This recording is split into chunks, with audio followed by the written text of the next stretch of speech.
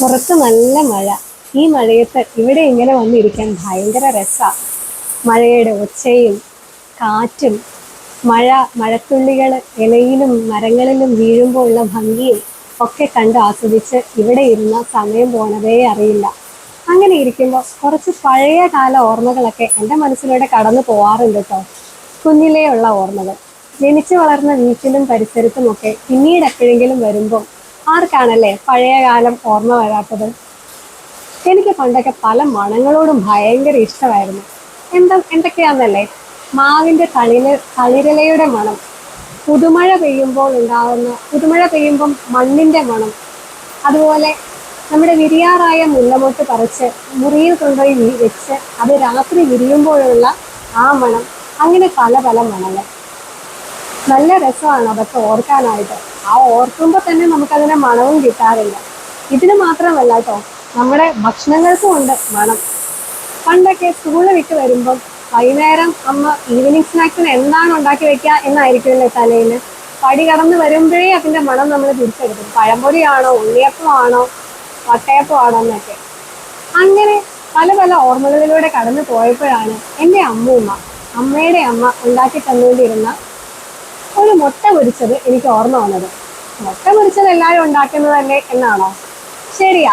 പക്ഷെ ഈ മുട്ട പൊരിച്ചത് എൻ്റെ അമ്മൂമ്മയല്ലാതെ വേറെ ആരും ഉണ്ടാക്കി എനിക്കറിയില്ല. എൻ്റെ അമ്മ പോലും ഉണ്ടാക്കാറില്ല. അത് എൻ്റെ അമ്മൂമ്മയുടെ സ്വന്തം റെസിപ്പി തന്നെയാണ്. അപ്പം ഈ മുട്ട പൊരിച്ചത് നിങ്ങൾക്കും കൂടെ ഒന്ന് കാണിച്ചു തരാമെന്ന് ഞാൻ ഓർത്തു. ഇങ്ങനെ നിങ്ങൾ ആരെങ്കിലും മുട്ട പൊരിക്കുമെന്ന് എനിക്ക് അറിയില്ല കേട്ടോ. ഒരിക്കലെങ്കിൽ ഒന്ന് കമന്റ് ചെയ്യണേ. എന്തായാലും എൻ്റെ അമ്മൂമ്മ ഇന്ന് ജീവിച്ചിരിപ്പില്ല. ഇങ്ങനെ മുട്ട പൊരിക്കുമ്പോൾ ഞാൻ എൻ്റെ അമ്മൂമ്മയുടെ സ്നേഹവും ഓർമ്മയും എല്ലാം അറിയാറുണ്ട്. നല്ല മഴയും കാറ്റുമാണ് കേട്ടോ, ഇടിയും കുടുങ്ങുന്നുണ്ട്. അപ്പോൾ റെസിപ്പി ഒന്ന് കാണാം അല്ലേ?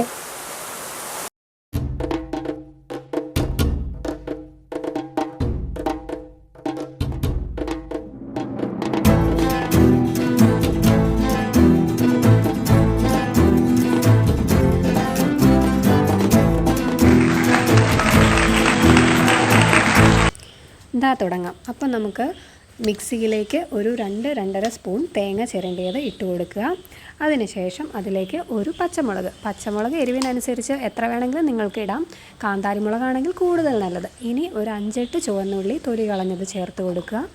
ഇനി കൈ നിറയെ കറിവേപ്പില, ഇതെല്ലാം കൂടെ ചേർത്ത് മിക്സിയിൽ ഒരു കിർ ചതയാനേ പാടുള്ളൂ, അരയാൻ പാടില്ല.